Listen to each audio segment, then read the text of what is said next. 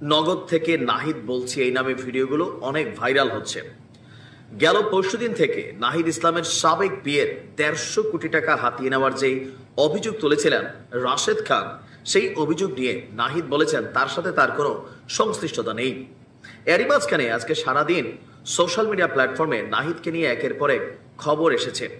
একটু আগে, মাত্র ঘন্টা খানেক আগে, স্বাধীন নিউজ 24/7 blogspot.com এই ওয়েবসাইটটি একটা নিউজ প্রকাশ করেছে যে সাবেক উপদেষ্টা এবং জাতীয় নাগরিক পার্টির আহ্বায়কের বাসায় সেনাবাহিনীর অভিযান এবং সেখানে নগদে 300 কোটি টাকা জব্দ করা হয়েছে। আর এরপর সেনাবাহিনীর হাতে গ্রেফতার হয়েছেন নাহিদ। আর মুহূর্তের মধ্যেই এই নিউজগুলো সোশ্যাল মিডিয়া প্ল্যাটফর্মে ভাইরাল হয়ে গেছে। অনেকে আলহামদুলিল্লাহ বলেছেন, অনেকে বলছেন একদম জায়গা মতো পড়ছে, নানানজন নানানভাবে উল্লাস করছেন। তবে যারা সচেতন মানুষ তারা নিশ্চয়ই বুঝতে পেরেছেন বিষয়টা কতটুকু সত্য। আসলে বিষয়টা হচ্ছে সম্পূর্ণ গুজব।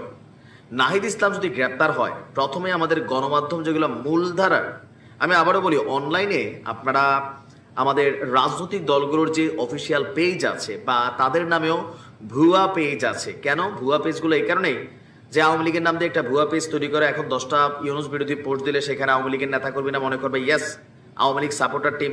আবার বিএনপির নামে একটা পেজ তৈরি করে সেখান থেকে ইউনুসের নামে 5টা পোস্ট করলে ইয়েস, জামাতের নামে 5টা করলে ইয়েস, জামাতের তারা আবার বাঁশের কেল্লা, কাশের কেল্লা, এরকম বিভিন্ন পেজ তৈরি করে। তো এগুলোর মধ্যে সবগুলো যে অথেন্টিক না সেটা বুঝতে গেলে একটু কষ্ট হচ্ছে ইদানিং সময় ফেসবুকের কারণে। কারণ আগে অফিসিয়াল পেজগুলা ভেরিফাইড হইতো, একটা ব্লু টিক থাকতো। এখন টাকা দিয়া যে কোনো পেজকেই ব্লু টিক দেওয়া যায়। এটাই হচ্ছে সমস্যা, যে সাধারণ মানুষের আসলে বুঝতে সমস্যা হয় যে অনেক টেলিভিশন চ্যানেলের অফিসিয়াল সাইট কোনটা। তবে সেই ক্ষেত্রে ফলোয়ার্স খেয়াল রাখবেন, লাইক কমেন্টগুলো খেয়াল রাখবেন, অথবা নিউজের ক্রাইটেরিয়া খেয়াল রাখবেন। যেই খবরটা ছড়িয়েছে যে আপনার জাতীয় নাগরিক পার্টির আহ্বায়কের বাসা থেকে 300 কোটি টাকা জব্দ, সেনাবাহিনীর অভিযানে গ্রেফতার নাহিদ শীর্ষক শিরোনামে প্রকাশিত এই প্রতিবেদনটি স্বাধীন নিউজ 24/7 blogspot.com তাদের ওয়েবসাইটে খুঁজে পাওয়া গেলেও প্রতিবেদন প্রকাশের তারিখ অদৃশ্য। প্রকাশক হিসাবে সময় টিভির লগোটাও ব্যবহার করা হয়েছে যেন মানুষের কাছে এটা বিশ্বাসযোগ্য হয়। আসলে এটা হচ্ছে টোটালি ভুয়া এবং গুজব।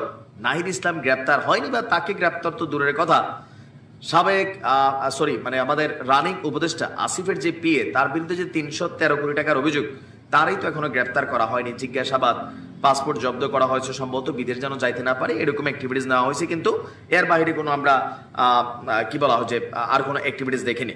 তো এই খবরটা সম্পূর্ণ ভুয়া, বাট অনেকে এটা নিয়ে সত্য মনে করে ফেলছেন। ওই যে মাঝখানে বললাম যে ফেসবুকের কিছু টাকা কামানোর ইস্যুগুলাতে সাধারণ মানুষ বিপদে পড়ে যে কোনটা সঠিক কোনটা ভুল।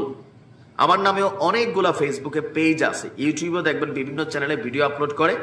তো এগুলোতে মাঝে মাঝে আমরা নজর দিই, মাঝে মাঝে দেই না। তবে আমাদের নাম দিয়ে আইডি বানিয়ে সেখান থেকে বিভিন্ন ধরনের পোস্ট দেওয়া হয়, কিন্তু প্রকৃত ফেসবুক পেজ বা আইডি অনেকেই চিনেন না, চিনা বিভিন্ন সময় বিভিন্ন ধরনের ধোঁকাবাজির মধ্যে আপনারা পড়ে যান।